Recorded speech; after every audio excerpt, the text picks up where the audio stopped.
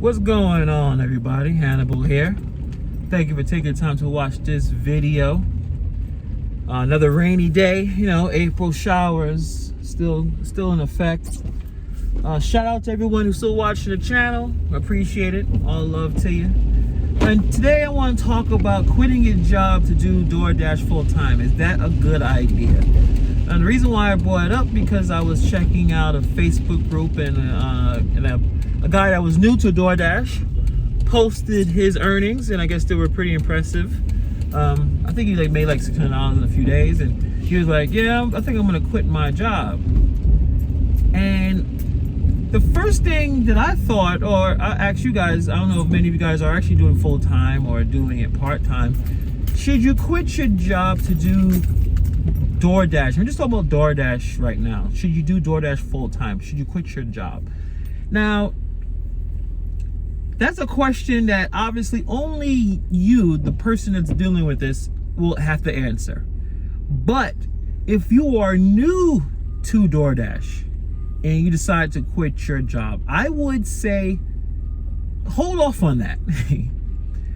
Because the way the apps work, actually all apps in general, but this one obviously it's an app to make money. It's a gig app that when you first start DoorDash, you will get really good offers. Why? They want you to be really happy about doing it. They want you to be on the platform. They want you to use the app a lot. They want you to go out. They want you to check your phone every 5 minutes. So they do that when you sign up and you do your first dash. You will be greeted by really good offers. They may not be consistent to what exactly is happening in the marketplace, but since you are new to this, they're going to give you some sweetheart deals compared to someone who's been there for 3 months or 6 months. So before you do that, before you decide to quit, the first thing you should really do is spend some time with the platform. So think about it. You're going to leave your 9 to 5 for this job. So you're leaving one job for the next. Before you just jump in, do a little bit of both. Check out the marketplace. Talk to people that do, like friends or family who do DoorDash, or go into a group that has, in your city, DoorDash group in Facebook or Reddit or something like that. Because I think that will give you a clear idea. You don't want to kind of jump in because you had one good week of work. Because you have to understand that now, if you do decide to jump in as a DoorDash driver, you are an independent contractor, you are self-employed, and you must understand in the self-employed business, there are going to be some good weeks, some fantastic weeks where you're just making all types of money.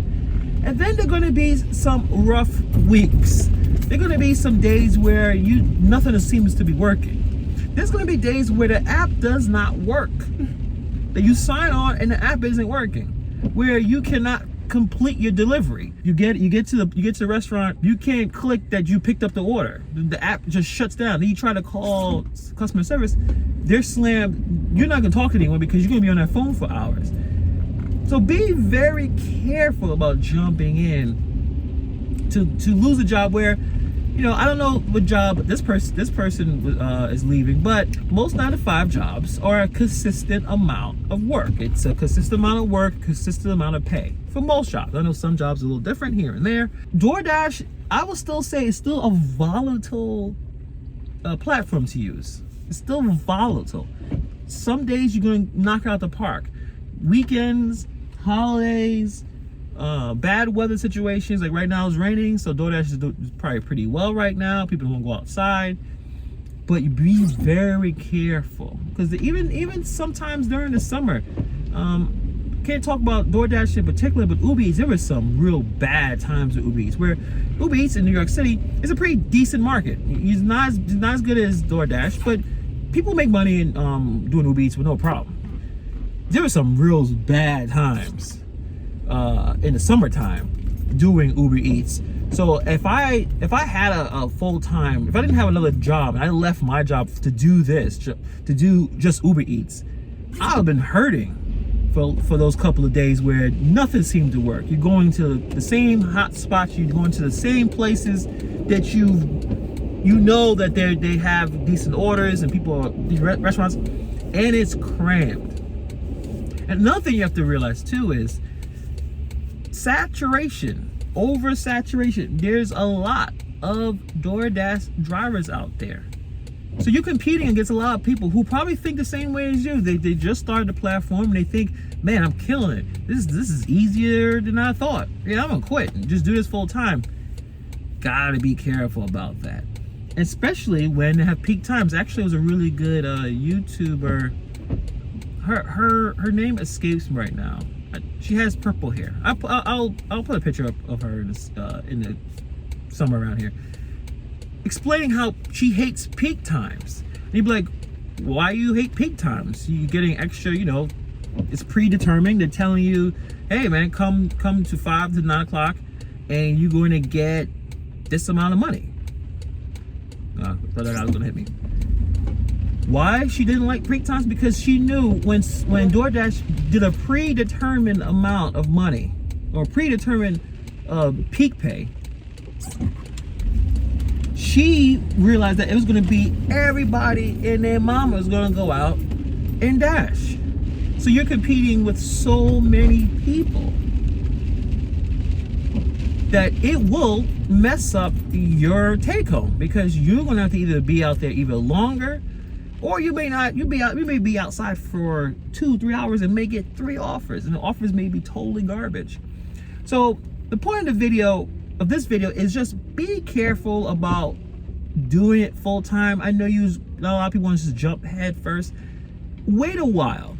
Do it part time for a while. Get familiar with the ups and downs of the platform. Communicate with people who've been doing it longer than you have in your area, not in general. Don't go to the DoorDashing Facebook group and ask about. They may not know unless they live where you are.